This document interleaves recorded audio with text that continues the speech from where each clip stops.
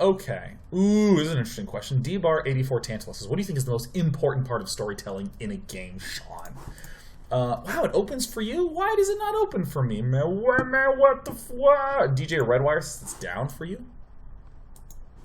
Yeah, my BattleNet actually refuses to connect, man. What? Can't connect to BattleNet. Left ones can't connect. Yeah, I can't connect. It sucks. It sucks so much. Okay, so I don't know what the most important thing is in storytelling. I don't think I necessarily need to identify the number one most important thing.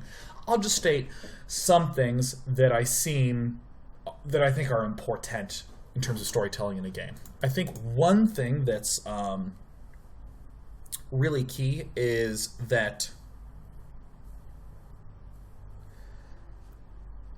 Okay. How do I want to say this?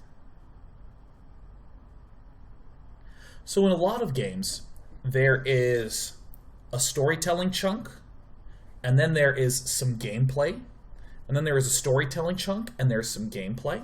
A really good example of this, The Last of Us. Very, very, very simple example of this. There's segments where you have to get through some zombies, and then you get out, and there's some stories, and people sit around talking to each other, and you watch, right? It's sort of the lull in the action where you get filled in with all this beautiful storytelling. So I want to talk about those games. What I'm going to say right now does not apply to something like The Walking Dead or The Wolf Among Us, where the gameplay is very interleaved with the storytelling. So one thing that I think is really important is to make sure that this gameplay segment is considered very strongly in terms of the bridge between these 2 points. Like, if this were a movie, like this sequence in between of gameplay, how would that support or contrast with these two? Often what I think brings a lot of people out of the game is where there's like, oh my gosh, quickly, we have to get to the castle before it's too late. And then there's a gameplay segment where there's a lot of exploratory things that are very wandery, and you can sort of look around and, oh, there's a chest. Oh, I got an item. Cool. Oh, nice. Oh, there's some monsters. Kill those. Oh, let me examine their bodies for loot. All right. And then you arrive at the castle. Boom! Oh my god, thank god you're here. It was so urgent that you arrived quickly. And it's like, nah, I didn't do anything urgent at all. Actually, I stopped and ate lunch, right? But if it's something like, quickly, you have to get to the castle, and then the gameplay sequence is a giant forest fire burning behind you, and you have to battle through enemies to get to the castle, right? You have this feeling of urgency of, holy shit, I'm gonna die. There is gameplay urgency to align with the narrative urgency. We have to get to the castle really quick. I think that's really important. And I think it's really nice when it's like, oh, well, you should probably investigate what's going on down in the village. And then there's a gameplay segment that's very exploratory, right? This wasn't really pressing, and this action isn't really pressing. And then there's the segment in the village, oh my god, quickly get to the castle! And then there's a really intense sequence, and then you get to the castle, and having that sort of coordinate with that. I think that's really hard to do. I think that is just hard. That is so I don't even know why I'm saying that's important, man. That's just like hard as hell. Because you know what? Players are dicks. I'm a game developer. I want you to play my game one day. You're a dick. And you know why? Because you do whatever you want. That's what it means to be a gamer.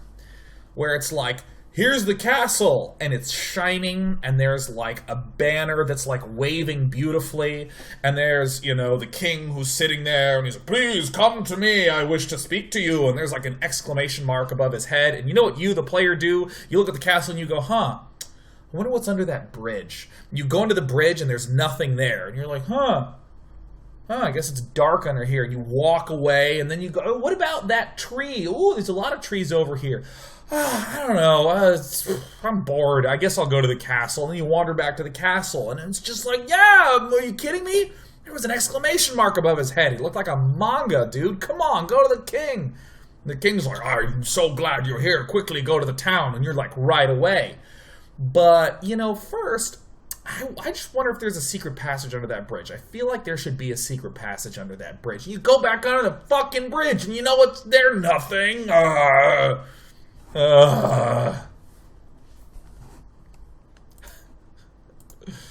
Oh my god. Here's an intense battle against a dragon.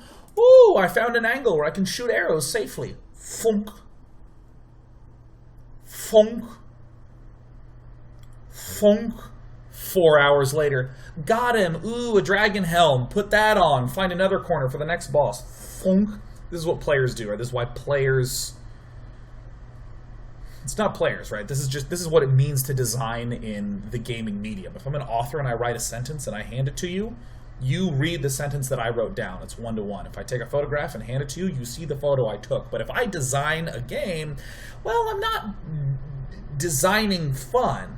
That's what I'm trying to achieve, is a specific type of fun, a specific type of experience. But to do that, I don't create the fun, I create the rules that I hope will cause the fun that I'm going after. So often these rules include a majority of the desired fun, and then this crust of this stuff over here. And that's people going under the bridge, people messing around and getting lost and finding the special exploit angle, like, in Dark Souls 2, there's the boss that's, God, I don't remember his name. It's not Old Dragon Slayer, it's the other boss, where he just, if you step beyond the white light, he walks towards you, and then he swings once and falls into the water. Clean and done. I don't remember its name, but it's stuff like that people figured that out, and it's like, oh no, you're supposed to fight him.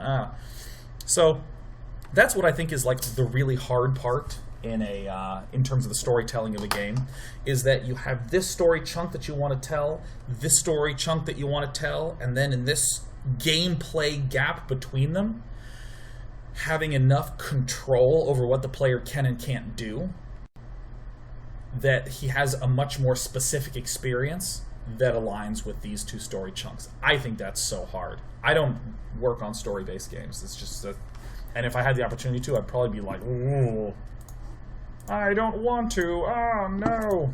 Well, we're just chilling here. Battle.net, for any of you just tuned in, Battle.net dropped me from HearthStone after I won the game, totally kicked this guy's ass. Brr. And I can't get back in. Can't get back in. So what we're going to do is we're going to take a little bit of a break. We're going to listen to this unbelievable song called Wednesday. And then we'll come back and we'll just keep Q&Aing. That sounds great. Sounds great.